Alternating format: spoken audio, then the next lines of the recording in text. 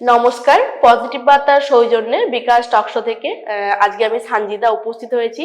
প্রতিদিনই আমরা এই বিকাশ টকশোর পক্ষ থেকে কিছু পজিটিভ চিন্তা ভাবনা নিয়ে আমরা এখানে দর্শকদের সামনে উপস্থিত হই। আজকে আমরা আমাদের মধ্যে পেয়ে গেছি একজন বিশিষ্ট শিক্ষক মহাশয়কে। আমরা আজকেও কিছু রেখেছি একজন একটা টপিক যেটা আমাদের পজিটিভ বিষয়বস্তুর উপরে রেখেছি। তার আগে আমাদের দর্শক বিন্দুদের কাছে আমাদের শিক্ষক মহাশয়ের একটু পরিচয় করে দেবো। স্যার, আপনার পরিচয়টা একটু দেবেন। নমস্কার, আমি উৎসব চ্যাটার্জি। আমি একজন ফিজিক্সের শিক্ষক।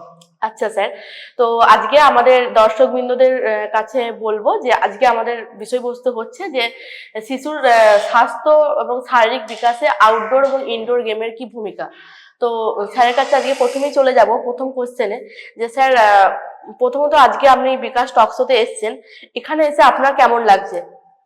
এখানে এসে আমার খুব ভালো লাগছে এবং সব থেকে আরো বেশি ভালো লাগছে যে এরকম একটা আলোচনায় অংশগ্রহণ করতে পেরে। আচ্ছা স্যার, আমরাও আপনাকে পেয়ে খুবই আপ্লুত। আমি বিষয়বস্তুর যুগে ঢুকে যাচ্ছি। আমাদের যে সমস্ত দর্শকরা আছেন, দর্শকরা কোয়েশ্চেন করেছেন যে খেলাধুলা বলতে যে বর্তমান প্রজন্ম সেটা কি বুঝছে, বর্তমান প্রজন্ম খেলাধুলা নিয়ে কি বুঝছে? হ্যাঁ, বর্তমান প্রজন্মের ক্ষেত্রে খেলাধুলার কনসেপ্টটা কিন্তু অনেকটাই আলাদা। আমাদের সময় আমরা খেলাধুলো বলতে শুধুমাত্র ক্রিকেট ফুটবলই বুঝতাম, বা খুব বড় জোর হলে ভলিবল বুঝতাম, কাবাডি বুঝতাম, হাডুডু বুঝতাম, এগুলো বুঝতাম। কিন্তু যত দিন যাচ্ছে সায়েন্স উন্নত হচ্ছে, এটা তো অস্বীকার করে লাভ নেই। সায়েন্স উন্নত হওয়ার সঙ্গে সঙ্গে টেকনোলজি ডেভেলপমেন্ট ঘটছে। এই টেকনোলজি ডেভেলপমেন্ট ঘটার সঙ্গে সঙ্গে কি হচ্ছে না, আমাদের হাতে কিছু অপশন চলে আসছে, নিত্য নতুন নানা রকম অপশন চলে আসছে। যেমন আমরা আমাদের হাতে অ্যান্ড্রয়েড সেটে মোবাইল পেয়েছি, উইন্ডোজ ভার্সনে কম্পিউটার পেয়েছি, আমরা গুগল পাচ্ছি, আমরা ইন্টারনেট পাচ্ছি, আমরা প্রচুর নানান ধরনের অপশন পাচ্ছি। এই অপশন গুলোর জন্য আমাদের হাতে কিন্তু অনেক ধরনের খেলাধুলোর ইনস্ট্রুমেন্ট চলে আসছে। একদমই তাই। ঠিক আছে, এবং সে কারণে কি হচ্ছে, বর্তমান প্রজন্ম কিন্তু খেলাধুলো বলতে আর কোনো বাইরের মাঠে খেলাধুলো, খোলা আকাশের নিচে খেলাধুলো বলছে না। তাদের কাছে খেলাধুলো বলতে কম্পিউটারে যে গেম রয়েছে বা মোবাইল ফোনে যে গেম রয়েছে, তারা কিন্তু সেই ধরনের গেমগুলোকেই বুঝছে এবং তারা সেইগুলো খেলতে খেলতে অভ্যস্ত হয়ে পড়ছে। কারণ সেখানে আমার কোনো পরিশ্রম, কোনো একটা পরিশ্রমের দোটানা নিহিত নেই। একদমই তাই। ঠিক আছে স্যার, আরেকটা কোশ্চেন আপনার কাছে করব যে আপনি একটু যদি বলেন যে ইনডোর গেম এবং আউটডোর গেম যেটা আমরা দেখি, সেই গেম দুটোর মধ্যে পার্থক্যটা কি যদি বলেন? অনেক পার্থক্য, অনেক।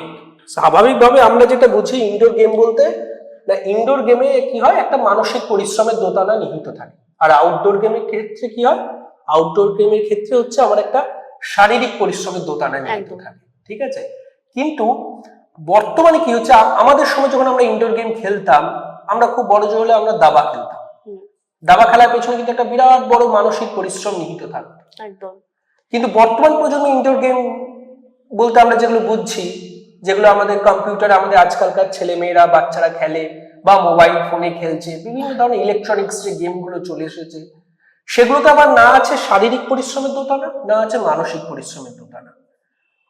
আমরা একটা বিনা পরিশ্রমে কিছু আনন্দ পাচ্ছি সায়েন্স এবং টেকনোলজি ডেভেলপমেন্ট হওয়ার সঙ্গে সঙ্গে, যে কারণে কিন্তু আজকালকার ছেলে মেয়েরা সেই গেমগুলোর প্রতি প্রচন্ড পরিমাণে অ্যাডিক্টেড। আমি অ্যাডিক্টেড শব্দটাই ব্যবহার করছি, কারণ সেখানে আমাকে কোনো পরিশ্রম প্রয়োগ করতে হচ্ছে না, অথচ আমি একটা আনন্দ পাচ্ছি। একদম, এটা হচ্ছে ইনডোর গেম। বর্তমানে ইনডোর গেমে আমার না কোনো মানসিক পরিশ্রম বা কোনো শারীরিক পরিশ্রম কি নেই। আপনার কি মনে হয় না যে এই যে ইনডোর গেম আমরা দেখছি, বাচ্চারা বা আমাদের যে ছাত্রছাত্রীরা বা বড়রাও দেখি যে অনেকজন গেমের প্রতি খুব অ্যাডিক্টেড হয়ে পড়েছে, তার জন্য তারা ঘরকুনো হয়ে যাচ্ছে। একদম, এটা কি খারাপ প্রভাব পড়ছে না? একদম প্রচন্ড খারাপ প্রভাব পড়ছে।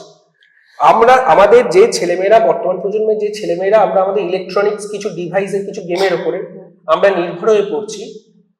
আমরা কন্টিনিউয়াসলি আমরা মোবাইল ফোনের দিকে তাকিয়ে আছি, একদম আমাদের চোখ খারাপ হয়ে যাচ্ছে। এখনকার প্রত্যেকটা বাচ্চা ছেলে মেয়ে কিন্তু 5 বছর 6 বছর 7 বছর বয়সের পর থেকে দেখবেন চশমা নিতে বাধ্য হচ্ছে তারা, ঠিক এই কারণে। আবার দেখবেন যে ঠিক আমাদের বয়স যে 20 25 30 পেরিয়ে যাচ্ছে, আমরা স্পন্ডিলাইসিসে আক্রান্ত হয়ে যাচ্ছে। কেন? কারণ এই কন্টিনিউয়াসলি আমরা মোবাইল বা টিভির দিকে, কম্পিউটারের দিকে তাকিয়েছি, গেম খেলতে। ঠিক আছে স্যার, আরেকটা কথা বলবো, আপনি একটু দর্শক বিন্দুদের বলুন যে অনেক বাচ্চা, অনেক ছাত্রছাত্রী আমাদের প্রোগ্রামটা দেখে প্রতিদিনই। আপনি একটু ওনাদের বলেন যে আউটডোর গেম যেটা আমরা বলি, বাইরে যেটা মাঠের খেলা বা বাইরে যেটা শারীরিক পরিশ্রম হয়, যে ধরনের খেলা হতে পারে, যেটা কবাডি থেকে শুরু করে, হাডুডু থেকে শুরু করে, ফুটবল থেকে শুরু করে, ক্রিকেট থেকে, প্রত্যেকটাই। এটা নিয়ে আমাদের শারীরিক এবং আমাদের মানসিক কতটা স্বতঃস্ফূর্ততা আমাদের মধ্যে বাড়ে, সেটা যদি একটু শেয়ার করেন। হ্যাঁ, বলি।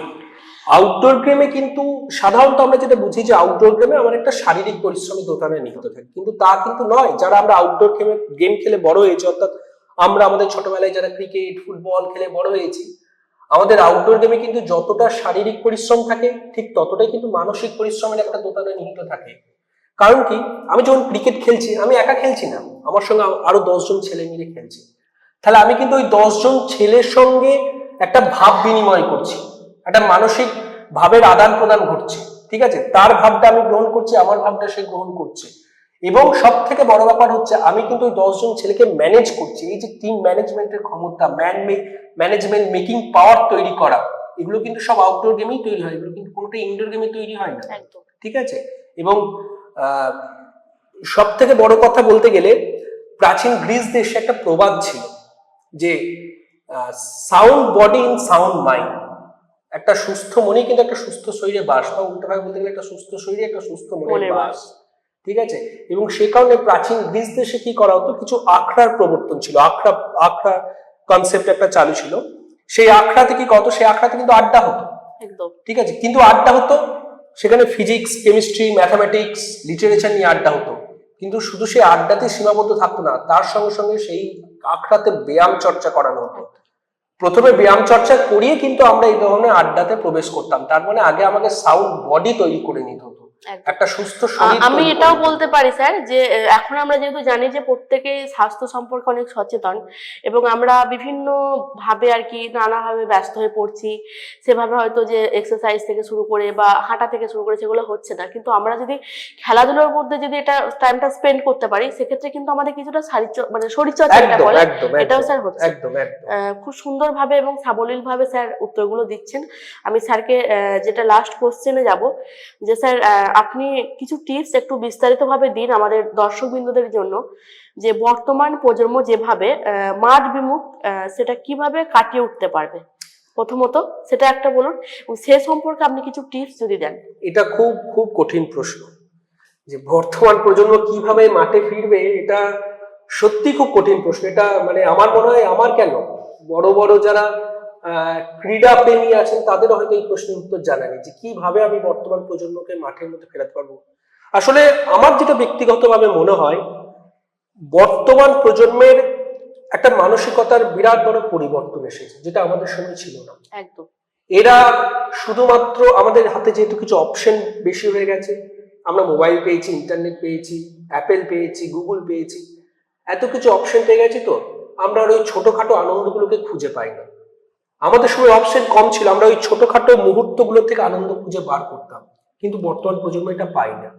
তাই প্রথম কাজ হচ্ছে, মানে কথায় আছে তো যে চ্যারিটি বিগিনস অ্যাট হোম, শিক্ষা তার বাড়ি থেকেই শুরু হয়। প্রথম কাজ অবশ্যই তার বাড়ি, তার বাবা মা এবং তার ফ্যামিলি। যে সেই প্রথম যখন সেই বাচ্চা বড় হচ্ছে, সেই মুহূর্তে যদি তার মানসিকতার পরিবর্তন ঘটাতে পারে, তবেই কিন্তু সেই বাচ্চা বড় হয়ে তার মোবাইল, তার কম্পিউটারের প্রতি নেশা ত্যাগ করে সে মাঠের মধ্যে আসবে, মাঠে 8-10টা ছেলের সঙ্গে খেলবে। কিন্তু যদি প্রথম অবস্থাতেই সেই বাচ্চা যদি এই শিক্ষাটা না পায়, এই মানসিকতাটা গ্রো করতে না পারে, তাহলে কিন্তু সেই বাচ্চার পক্ষে আসা খুব অসম্ভব ব্যাপার মাঠের মধ্যে।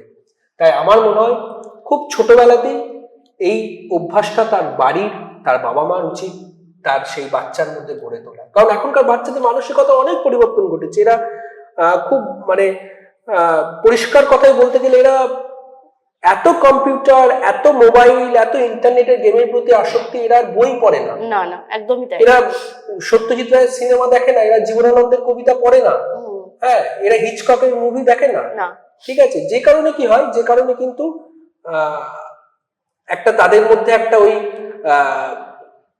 একাকিত্ব, একটা মানসিকতা তৈরি হয়ে যাচ্ছে, যে আমি একা একাই বাঁচতে শিখি। কিন্তু আউটডোর গেম তো আমাদেরকে একা একা বাঁচতে শেখায় না, আউটডোর গেম আমাকে আরো 10 জনের সঙ্গে বাঁচতে শেখায়। আউটডোরে তো আমি একা খেলতে পারবো না, আমার সঙ্গে আরো 10 জনকে খেলতে হবে, তবে আমি খেলতে পারবো। তাহলে এই মানসিকতার পরিবর্তন ঘটানোটা খুব জরুরি। একদম স্যার। আমি আর একটা কথা বলবো, আমাদের কিছু দর্শকবৃন্দ কোশ্চেন করেছেন যে আমরা দেখছি যে বাবা মা অতিরিক্ত ব্যস্ত হয়ে যাওয়ার জন্য ছেলেমেয়েরা মোবাইলের প্রতি অ্যাডিক্টেড হয়ে যাচ্ছে, তার জন্য ইনডোর গেমের চাহিদাটা বৃদ্ধি পেয়েছে। তো সেক্ষেত্রে বাবা মার কিছু করণীয় থেকেই যাচ্ছে। যদি একটা পরিবারে মানে আমরা দেখি যে শিশুরা মানে সবসময় কিন্তু কিছু না কিছু একটা অনুকরণ করে চলে, তার বাবাকে অনুকরণ করে, তার মাকে অনুকরণ করে, পরিবারের আরো সদস্য আছে তাদেরকে অনুকরণ করে। তো সেক্ষেত্রে বাবা মা কি কিছুটা দায়ী থেকে যাচ্ছে না এই বিষয়টা নিয়ে, যে তারা এডিক্টেড হয়ে যাচ্ছে? এবং আমি শুধুমাত্র সলিউশনটা আপনাকে বলতে বলবো যে আপনি যদি বাবা মাদের উদ্দেশ্যে কিছু টিপস দেন, যে তাদের ব্যবহার বা তাদের স্বভাব, তাদের আচরণে কিছুটা পরিবর্তন ঘটে, যেটাতে তার শিশুর এই মানসিকতা তৈরি হয় যে না, আমি ইনডোর গেম থেকে বেরিয়ে এসে আমরা আউটডোর গেম বা মানুষের সঙ্গে মিশে থাকা যে জিনিসগুলো আছে সেগুলো আমরা করতে পারি। অবশ্যই আমি আপনার সঙ্গে সম্পূর্ণ একমত একদম। যে বাবা মা কিন্তু অনেকাংশে দায়ী হয়েছে, হ্যাঁ, বা সেই বাচ্চাটি গার্জেন অনেকাংশে দায়ী হয়েছে। হ্যাঁ। ঠিক আছে, কিভাবে সেই বাচ্চাটি ইনডোর গেম থেকে বেরিয়ে এসে আউটডোর গেমের প্রতি ভালোবাসা দেখাবে সেটা একমাত্র তার বাবা মাকেই তৈরি করতে হবে। এর জন্য প্রথম কাজ যেটা, একটা ছেলে একটা বাচ্চা জন্মেই কিন্তু সবকিছু শেখে না, সে তার পরিবেশকে দেখতে দেখতে শেখে। সে দেখছে যে তার বাবা মাটা মোবাইল হাতে কন্টিনিউয়াসলি বসে আছে, সে কিন্তু সেখান থেকেই শিখছে যে আমি মোবাইলটা আমার নিত্য প্রয়োজনীয় জিনিস, মোবাইলটা ছাড়া আমার চলবে না। ঠিক আছে, সুতরাং প্রথম কাজ হচ্ছে বাবা মাকে সেই বাচ্চাটির সামনে, সেই শিশুটির সামনে তাকে মোবাইলটি ত্যাগ করতে হবে। ঠিক আছে, এবং তাকে ওই ছোটবেলাতেই হাত ধরে মাঠে নিয়ে যেতে হবে, মাঠে নিয়ে যাওয়ার অভ্যাস তৈরি করতে হবে। আমি আপনাকে একটা ছোট্ট উদাহরণ দিই। মনে করুন আপনি একটা ভোটিং কন্টেস্ট করলেন, যে এই মুহূর্তে সেরা জীবিত একজন ভারতীয় ক্রিকেটারের উদাহরণ। আপনি প্রথম নামটা সচিন তেন্ডুলকার রাখলেন, পরবর্তী ক্ষেত্রে আপনি কিছু কিছু নাম সেগুলোতে সিলেক্ট করলেন। দেখা গেল ওভারঅল ভোটে সচিন তেন্ডুলকার জিতে গেল। কেন জিতলো? কারণ সবাই জানে সচিন হচ্ছে ভারতীয় ক্রিকেটের ভগবান। ঠিক আছে, সবাই তাহলে যে ছেলেটা খেলা বোঝে সেও সচিনকে ভোট দিয়েছে, যে ছেলেটা খেলা বোঝে না সেও সচিনকে ভোট দিয়েছে। এবার আপনি একটি বাচ্চাকে বাইরে দিকে জিজ্ঞেস করুন তো, ভাই তুমি যে সচিনকে ভোটটা দিলে, আচ্ছা বলো তো সচিনের ইন্ডিয়ান ক্রিকেটের কন্ট্রিবিউশন কতটা, সচিনের সেরা ইনিংস কোনটা, সচিনের একদিনে ম্যাচে আন্তর্জাতিক রান কত? বাচ্চাটি কিচ্ছু জানে না, হা করে তাকিয়ে থাকে। একদম। কারণ কি, কেন সে ভোটটা দিয়েছে?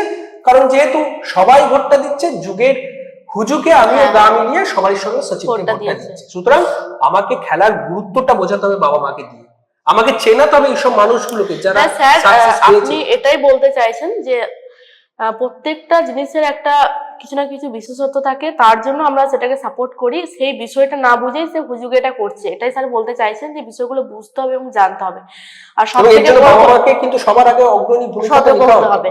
তো স্যার খুব সুন্দরভাবে এবং সাবলীল ভাবে উত্তরগুলো দিলেন, খুব সুন্দর ভাবে আমাদের দর্শক বিন্দুরা যা কোয়েশ্চেন করেছেন খুব সুন্দরভাবে স্যার বলেছেন কথাগুলো। প্রথমত শিশুর মানসিক বিকাশের জন্য বা শারীরিক বিকাশের জন্য বাবা মায়ের একটা ভূমিকা অনস্বীকার্যভাবে থাকছে, কারণ একজন শিশু তার বাবা মাকে দেখে সে এগিয়ে যায়, কারণ তার বাবাকেই বা মাকেই সে আদর্শ ভাবে। তাই প্রত্যেক বাবা মা যারা এই দর্শক আজকে আমাদের এই প্রোগ্রামটি দেখছেন, আমাদের শিক্ষক মহাশয় খুব সুন্দরভাবে টিপস গুলো দিলেন, আপনারা অবশ্যই সেগুলো মেনে চলবেন। আমরা আবারও এরকম কিছু পজিটিভ থিঙ্কিং নিয়ে আমরা এখানে হাজির হব এবং আপনাদের কমেন্ট বক্সও চেক করব, আপনারা আমাদেরকে সাজেশন দেবেন যে এই ধরনের কিছু পজিটিভ জিনিস নিয়ে আমরা আবার টক শো করতে পারি এবং এ ধরনের বিশিষ্ট মানুষদেরকে আমরা নিয়ে আসবো। আমরা আজকের পর্ব এখানেই শেষ করছি। স্যারকে আমি অসংখ্য ধন্যবাদ জানাই। ধন্যবাদ। নমস্কার।